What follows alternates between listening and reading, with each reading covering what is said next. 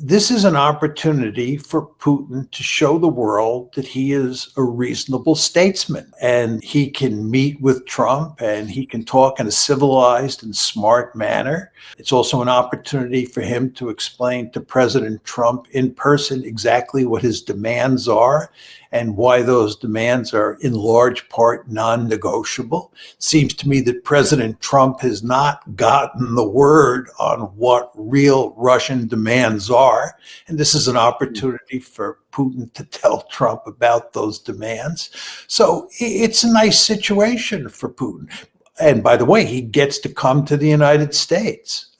He's putting his feet in American territory, and that works to his political advantage at home and abroad. So Putin is not going to lose here, in my opinion, and therefore I think it made good sense for him to accept the invitation. Now, ordinarily, one might suggest that for the President of the United States, if he convenes this big summit, especially on American territory, and then walks away with literally nothing and doesn't get any kind of either concession or agreement from the Russian side, that might be viewed as a loss. But this is not a normal presidency. This is not a normal time. How do you see from the President Trump side if the expected happens and nothing is agreed to by anyone after Friday?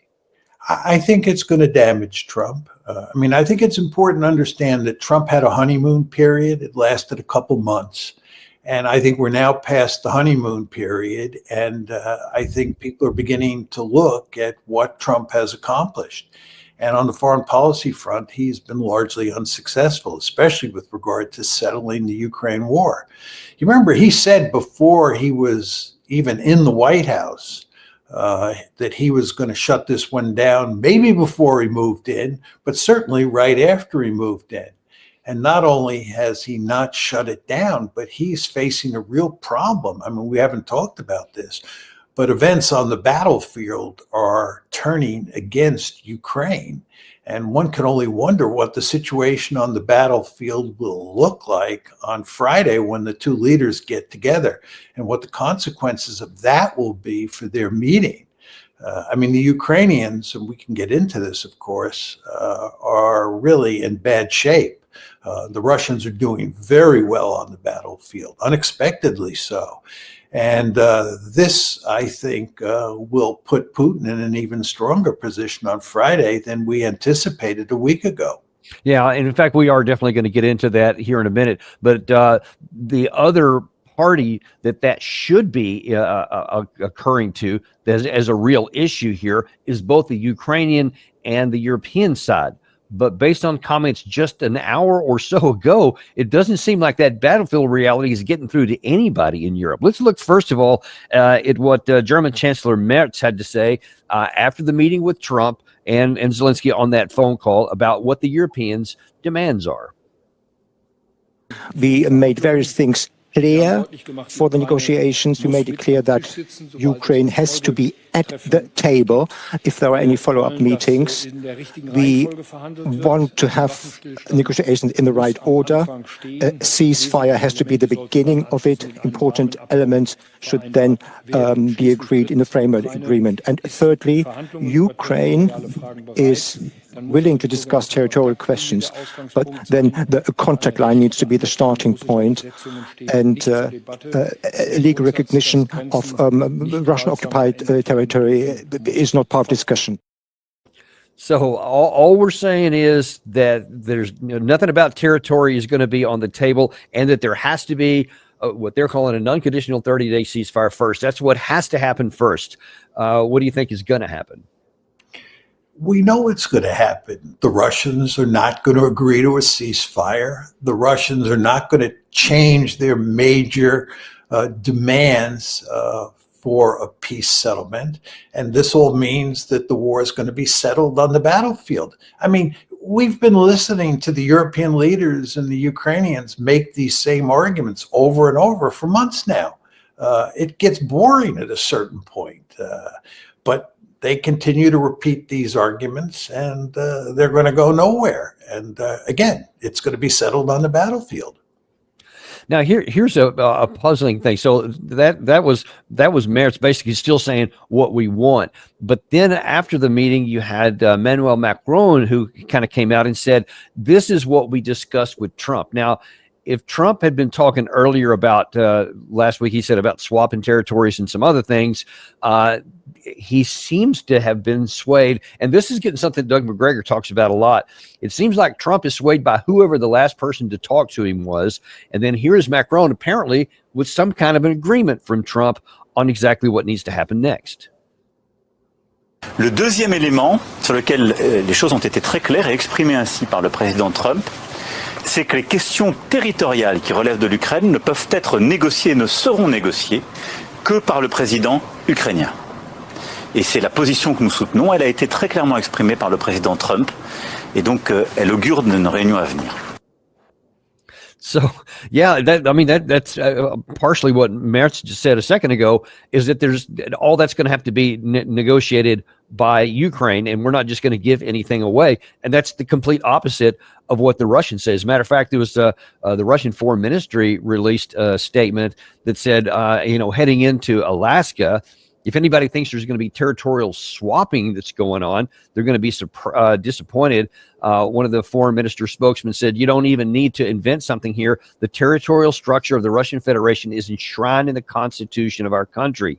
That says it all. Therefore, with regard to the goals of the Russian delegation in the negotiations in Alaska, they are dictated exclusively by national interest, i.e., they will not withdraw from any territory, and they will not back off of their requirement that what Putin said on June of 2024, which is that it's the administrative border of all four territories, not just the line of contact." So you're already setting the stage before Trump even steps foot in Alaska that the conditions that each side said they're willing to do are still miles apart. So I know it circles back to your original statement. Nothing is going to be resolved in Alaska.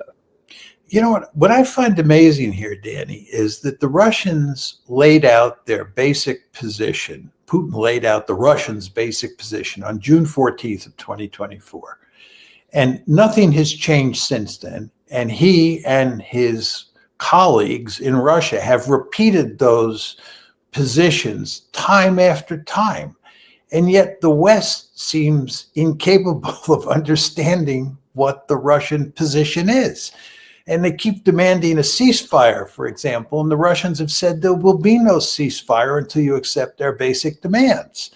But nevertheless, the West continues to insist on a ceasefire, and it continues to pretend that it really doesn't know exactly what those demands are. I sort of don't understand what's going on here. And again, why even have this meeting? What is the purpose of this meeting other than to get President Trump out of the pickle that he put himself in? There's just no point in it. They don't agree on the basics of a settlement. And if you don't agree on the basics of a settlement, why have this meeting? Yeah, it's going to be, I think a lot of people are going to be surprised. So I think also because of this meeting here, if there was any thought maybe a week ago that Zelenskyy is going to have to start changing his mind on some things, that seems to have been evaporated here, because Zelenskyy is even more emboldened on his demands, especially after being feted by all the European heads of state. And now on this phone call with Trump, here's what he said after the meeting. Ukraine must be discussed with Ukraine. We must support three-sided formats of the negotiations. There should be ceasefire, there should be security guarantees. President Trump said that he supports this, and about America's readiness to take part. So he's just saying, look, we're still nothing about Ukraine without Ukraine, which is what Joe Biden used to always say. You've never heard that from President Trump, but according to Zelenskyy, Trump is in agreement with him. What do you make of that? Again, I don't know what to say about our understanding of the Russian position. I mean, this is all just kind of crazy. The Russians have made their position clear. Zelenskyy, the Europeans, and by the way, Danny, we don't talk much about this, but large chunks of the American national security establishment agree with Zelenskyy and with the Europeans. And they refuse to make any concessions to the Russians. And if they don't make any concessions to the Russians and they continue to demand a ceasefire and the Russians say there's not going to be a ceasefire, you're just going nowhere. And that's where we are. You know, you can play all these clips from all these people saying these nonsensical things, but you end up in the same place, nowhere. Well, and I'm sorry, I got that, which ironically is the title of today's episode, The Road to Nowhere. So we're validating that, I guess. But one more here. So this again shows you the malleability of Trump, because you had Zelenskyy right there say, well, Trump is with me. He's in agreement with me, apparently on this phone call here. But just a couple of days ago, Trump seemed to be very much not with Zelenskyy. I was a little bothered by the fact that Zelenskyy was saying, well, I have to get constitutional approval. I mean, he's got approval to go into war and kill everybody, but he needs approval to do a land swap, because there'll be some land swapping going on. I know that through Russia and through conversations with everybody, to the good, for the good of Ukraine. Good stuff, not bad stuff. Also, some bad stuff for both. So there's good and there's bad. But it's very complex because you have lines that are very uneven, and there'll be some swapping, there'll be some changes in land, and the word that they will use is, they make changes. We're going to change the lines, the battle lines. Russia's occupied a big portion of Ukraine. They've occupied some very prime territory. We're going to try and get some of that territory back for Ukraine. So there's Trump on the 11th of August saying, hey, there's these wavy lines and it's complicated, but you're going to have to give up some territory. And, don't tell me, he mocks Zelenskyy about talking about his constitution, et cetera. And then apparently just an hour or two ago, apparently he agrees with Zelenskyy that there won't be any swapping of territory unless Ukraine agrees to it, something like that. What do you think this changing view from Trump has what effect does that have on the Russians as they're heading into Friday? The Russians have seen this kind of behavior, as we have, over and over. There's nothing surprising here. And what the Russians, I am sure, understand is you're not going to get a meaningful agreement on Friday. You're not going to get a meaningful agreement the next Friday or the Friday after that. And this one is going to be settled on the battlefield. And what you want to do if you're the Russians is that you want to go to great lengths to present yourself to the rest of the world and to President Trump as a reasonable statesman. And you want to be willing to talk to Trump if he wants to talk to you. But there's no hope here that you're going to get a meaningful agreement. The best that could happen is that Trump would agree to Russian demands, and he would tell the Europeans and the Ukrainians, you can either accept Russian demands or not. But if you don't accept them, I'm out of here. And it's up to you to negotiate and deal with the Russians. But he's not going to do that, in large part because he's surrounded, Trump is, by advisors who won't allow him to do that. Keith Kellogg and Marco Rubio and others will whisper in his ear. Lindsey Graham among those. Yeah, he listens to all those people. And as long as he continues to listen to all those people, when he gets on the phone and he talks, or gets on Zoom and talks to people like Zelenskyy, and the German chancellor, he's going to end up sounding like he did today. And it's I thought on Sunday, Vice President Vance was on U.S. television and said, we're done funding this war. It's going to, if the Europeans want to do it, they can do it. We're looking for a resolution, but we're done funding this war. So I thought he was actually laying the groundwork for Trump to do exactly as you suggested there by saying, here's a deal, take it or leave it. We're leaving. But now it doesn't sound like Trump is going to do that, because the question is going to be, after the expected happens on Friday and there's no kind of deal on any terms at all, what is Trump going to be left with? Is he going to be going back to, well, we'll just keep funding, or is he going to go back to, well, then we're going to put sanctions on you? I mean, what are the options for Trump? More of the same. I mean, what else can he do? I would just say, by the way, I think Vance is the one person at the higher echelons of this administration who understands what has to be done. But he's badly outnumbered, and he does not want to get too far out in front on this issue. So he is more or less in the background, and he does not have that much influence on Trump. And the end result is we are where we are, and we're just going to continue to play this game for the foreseeable future diplomatically.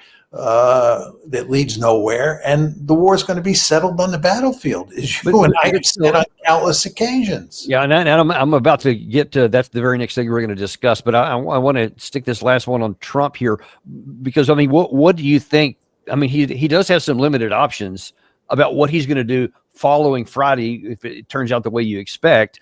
I mean, he has to do something. Doesn't he? I mean, whether it's sanctions, whether it's more weapons, I mean, where does he go from here? Because he does have some domestic constituents he's got to worry about. I mean, I'm just putting this up. This is what he said, that if Putin will face severe consequences for not stopping the war. That's today? Just this minute. Is there video, or is that just a screenshot? No, I didn't want to grab. He's just answering many questions right now, so he's jumping around as he always does. But I just wanted to get that up. Well, yeah. I guess if you can grab that sound at some point before we leave, that'd be great. But right there answers the question. I guess we had. There's going to be very severe questions or sanctions. I guess so. Now that looks like the most likely outcome, don't you think? But what does that mean in practice? Who is he going to put sanctions on? He's going to put sanctions on China. He can't do that. The Chinese control the flow of rare earths to the United States, and they send magnets to the United States that we desperately need. The Chinese have all sorts of coercive leverage over us. And the Indians, the other country that matters here with regard to secondary sanctions, the Indians have made it clear that they cannot agree to Trump's demands. So what is secondary sanctions going to do? And in terms of arming the Ukrainians, he's already arming the Ukrainians. He hasn't shut down the Biden pipeline. And he's told the Europeans they can buy American equipment and ship it to the Ukrainians, which is just a way of saying that American equipment will continue to be sent to Ukraine. It'll just go via Europe, and the Europeans will pay for it. But the Ukrainians are still going to get the weaponry. I just don't understand what he can do. The guy doesn't have any options. This is what I don't understand about this whole process, and what I think is so mind-boggling about it. Yeah. We don't have any coercive leverage over the Russians, and they're winning on the battlefield. And the idea that Trump is going to go to Alaska on Friday and get all these concessions from the Russians, and then if the Russians don't make these concessions, he's going to lower the boom on them. What is he talking about? You know, it just shows you where American foreign policy is at. It does, and I rather fear that this is just Trump's way to placate his domestic constituents that he needs to have on his side. But then it would also seem to completely bypass what you thought was his reason for having this meeting at all, was just so he could get out of having to have sanctions. But now seems like he's circled himself back around into the same corner to where now he is going to have to do those, whether he wanted to or not, towards what end neither of us can figure out. I think you're exactly right. He does look like he's back at square one.